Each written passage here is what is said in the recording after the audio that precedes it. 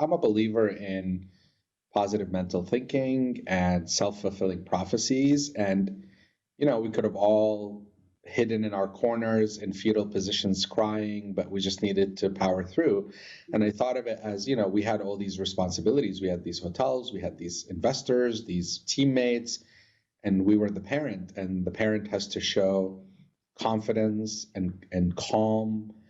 Had we panicked, again, it would have been a completely different result. So I was trying to maintain some semblance of calm, some semblance of the appearance to be in control when in fact none of us were in control.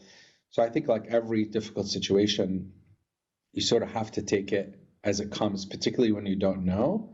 And you just have to keep a positive mental outlook on what's to come. Churchill, if you're going through hell, keep going kind of thing. Like you can't stop because you'll burn. You got to keep going and you got to keep slogging through it.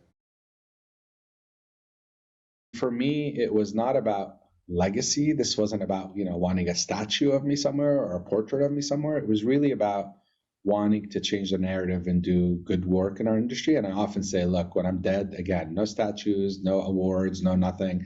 I don't need anyone to know who I am. I just want someone in our industry to say, that guy, he did good work for our industry. He really did good work for our industry, whatever that means, whether it's helping someone or changing the narrative or beating the drum of a specific topic on a conversation. So what I'm proud of, obviously, is what we, not me, but we, my team, have managed to accomplish, launching 2 companies literally in the smack dab middle of the pandemic. And not when we had hope. This was almost at despair time. The pandemic gave me the space to pause and think and decide there was no better time than now. What does that mean ultimately? We're not reinventing the industry. I hate the word disruption. And I think I talk often about really the only true disruption our industry has seen in the last 100 years is Airbnb, right? Minus the internet, obviously, which is a life disruptor, not just an industry disruptor. So I felt for a long time that I was preaching, but I wasn't practicing what I preached. I felt hypocritical in a way. And I figured the only way I can practice what I preach was to sort of be in control of my own destiny, right? Without regards to anyone's agenda. It was my agenda. So what does that mean at the end? Time will tell, obviously.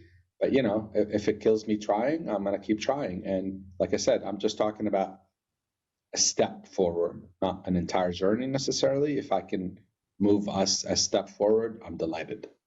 This industry is interesting because this is a terrible career, right? Like you think about it, it's terrible job, terrible hours, terrible pay, check, check, check, check, check, check. Everybody wants to be an investment banker or a lawyer. You really have to have passion for it.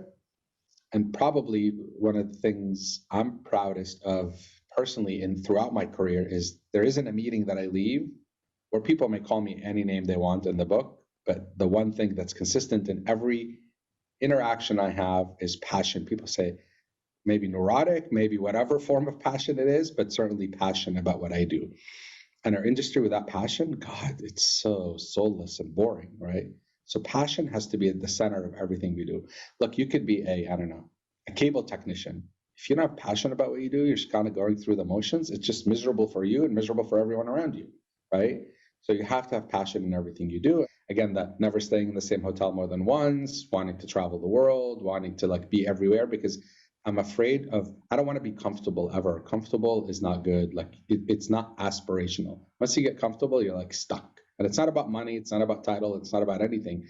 It's just about, do you want to start every day to check a box, or do you want to grow every day? I want to have interactions that take my breath away with people, with buildings, with things, with friends, with colleagues, et cetera, et cetera. I think what this pandemic has taught us is that there will be obstacles we've never seen before. There will be events that are new. The world is just changing at such fast pace. And you just have to be resilient. You have to learn to be resilient. You have to learn to fail and get up and get moving. And to our earlier point, when going through hell, keep going. If you don't have that resiliency in anything you do in life, then you're not going to make it. You're just not going to make it. And it's not about leaders or followers. It's about all of us surviving through these events that will happen and will continue to happen and maybe be worse in the future. We haven't seen the end of this, obviously. and there'll be more pandemics, and there'll be more wars, and there'll be more famine. I mean, that's just sadly life, right? We don't live in an ideal world. And if you don't train yourself to be resilient mentally and physically and emotionally and financially, I mean, we talk a lot about children, and we as parents want to cocoon them and protect them. And if we never let them fail, they'll think there are no failures in life, and they'll go out into the world expecting that failure is not an option. So when they do fail, what do? Right? Like they just don't know how to do it. In our industry, the rules change daily because it's very human centric, and how people interact with spaces and how people live and how people travel and what they eat and what they drink is ever evolving. And if you don't evolve with it, you also become left behind. So complacency isn't just a passive, it's also an active term, because you could choose to be complacent, not become complacent. Hoteliers are the merchants of cool. Like, people look up to us to tell them what's cool and what's hot. It's almost like fashion in a way in the entertainment industry. And it's hard work keeping up. And, I equate this to the folks in the 80s and 90s, I should say, that were like, yeah, sure, the internet thing is a fad, right? Like, if you haven't kept up, you're left behind. And now this is beyond complacency. It's failure. You cannot be hired. You don't know what's going on. And once you fall behind, you can't catch up. It's hard to catch up. It's really, really hard to catch up. So you've got to continue to be a student of the industry, of the world, of the globe every day. And the globe has shrunk substantially. You don't travel to discover the world. You travel to discover yourself, because your reactions to the places you go is what's more important than what you actually saw or did, right? How you engage with other cultures, how you engage with other foods, how you engage with other religions, etc. It wasn't about seeing a beautiful mountain or a beautiful museum. It was about your feelings. And when you travel, if a place doesn't move you, if you don't have any feelings from your trip, then I think you wasted your time. So this sort of psychological, emotional impact is hugely important. And I think the pandemic has shown us that traveling to get that Instagram shot, again, my infamous example, the half naked model on the back of an elephant on a beach in Thailand, if that's all you went for that photo, that seems so shallow, right? Like, I want to go to Thailand to learn about the people of Thailand and the culture of Thailand and the food of Thailand and the people's hopes, dreams, and aspirations through my experience there. A hotel is just one simple part of a trip, but it's a significant and an important part. And if a hotel becomes a commodity, then it's just a commodity, right? I'm buying it based on price and location. I'm feature buying, and I think that's a big fail. I think you want to emotion sort of buy, not feature. I want to go back to a hotel because it makes me feel good, not because it's in the right location at the right price. Like, when I travel, I take the top 10 things in that country and I say, I don't want to see those things. Maybe at the end, but I don't want to go to the Eiffel Tower just because everyone says you have to go to the Eiffel Tower. I'd much rather walk through the streets of the Marais and stop at a cafe that is not the top 10, whatever eater lists, etc. I want to go stand there and people watch. I love watching people. Like, that is my favorite pastime. Traveling or anywhere I go is watching people. So I think the pandemic has really demonstrated the power of human behavior and the value of observing said behavior.